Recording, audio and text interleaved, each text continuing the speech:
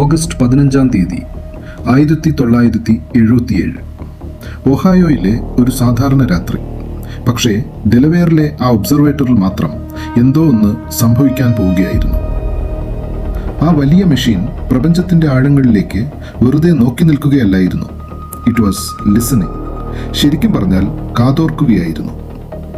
മനുഷ്യരുടെ ശബ്ദത്തിനു വേണ്ടിയല്ല, വെറുമൊരു കോസ്മിക് നോയ്സിനു വേണ്ടി. നമ്മൾ വിചാരിക്കും പോലെ പ്രപഞ്ചം അത്ര സൈലന്റ് ഒന്നുമല്ല. ഡീഡ് സ്റ്റാർസിന്റെ നിലവിളികൾ, ഗാലക്സികളുടെ മന്ത്രണങ്ങൾ, പൾസറിന്റെ ഹാർട്ട് ബീറ്റ് എല്ലാം അവിടെയുണ്ട്.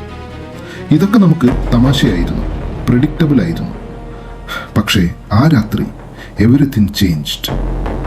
നമ്മുടെ സങ്കല്പങ്ങൾക്കും അപ്പുറമുള്ള ഒരു സിഗ്നൽ, ബാക്ക്ഗ്രൗണ്ട് റേഡിയേഷനെ ഒരു വാൾ പോലെ മുറിച്ചുകൊണ്ടുവന്ന ഒരു പ്യോർ എനർജി സ്പൈക്ക്.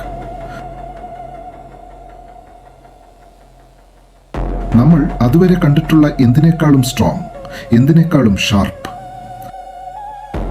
ആ പ്രിന്റ് ഔട്ട് കണ്ട് അസ്ട്രോണമർ ഞെട്ടിപ്പോയി. ഒന്നും ആലോചിക്കാതെ അയാൾ ആ പേപ്പറിൽ ഒരു വട്ടം വരച്ചു. എന്നിട്ട് ഒരൊറ്റ വാക്ക് അവിടെ കുറിച്ചു: വാവ്. ആ സിഗ്നൽ വന്നത് 1420 മെഗാഹെർട്സിലാണ്. വെറുമൊരു റാൻഡം നമ്പർ അല്ല ഇത്. This is the hydrogen line, പ്രപഞ്ചത്തിലെ ഏറ്റവും കോമൺ ആയ എലിമെന്റിന്റെ ഫ്രീക്വൻസി. ശാസ്ത്രജ്ഞർ ഇതിനെ യൂണിവേഴ്സൽ ലാംഗ്വേജ് എന്ന് വിളിക്കും.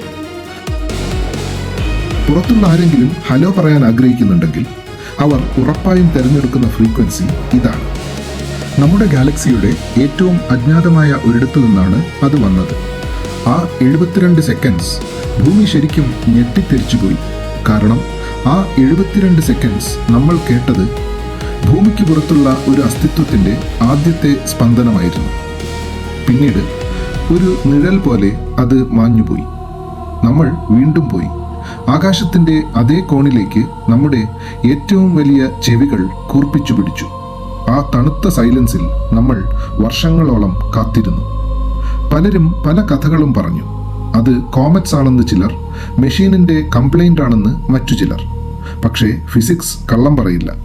ആ സിഗ്നൽ റിയൽ ആയിരുന്നു, കൃത്യമായ ലക്ഷ്യത്തോടു കൂടി വന്ന ഒന്ന്. It was intentional. പക്ഷേ അതൊരിക്കലും പിന്നീട് ആവർത്തിച്ചില്ല. ആകാശം വീണ്ടും മൗനത്തിലായി.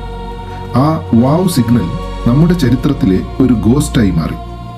1950 എൻറിക്കോ ഫെർമി എന്ന മഹാനായ ഫിസിസിസ്റ്റ് ആകാശത്തേക്ക് നോക്കി ഒരൊറ്റ ചോദ്യമേ ചോദിച്ചുള്ളൂ: വേർ ഇസ് എവരിബഡി? കണക്കുകൾ പ്രകാരം ജീവൻ എല്ലായിടത്തും ഉണ്ടാകണം. കോടിക്കണക്കിന് നക്ഷത്രങ്ങൾ, ട്രില്യൺ കണക്കിന് ഗ്രഹങ്ങൾ. ഈ പ്രപഞ്ചം ഒരു വലിയ ബഹളമയമായ ഒരു നെയ്ബർഹുഡ് ആകേണ്ടതായിരുന്നു. എന്നിട്ടും ഈ മൗനം, ഇത് ചിലപ്പോഴെങ്കിലും നമ്മളെ ഭയപ്പെടുത്തുന്നില്ലേ?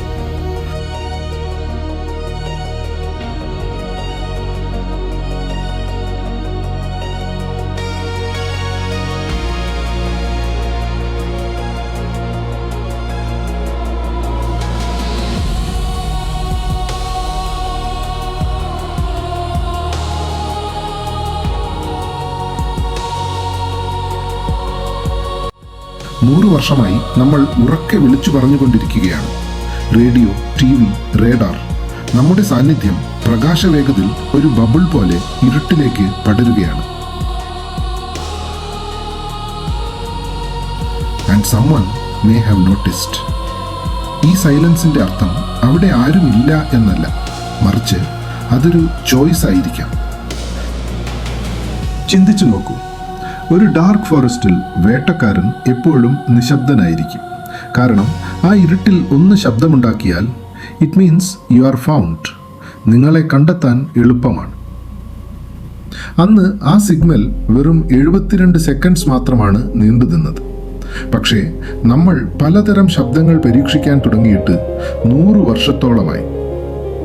And somewhere out there something may be listening. നമ്മൾ ചെയ്യുന്നത് ഒരു വലിയ മിസ്റ്റേക്ക് ആണോ?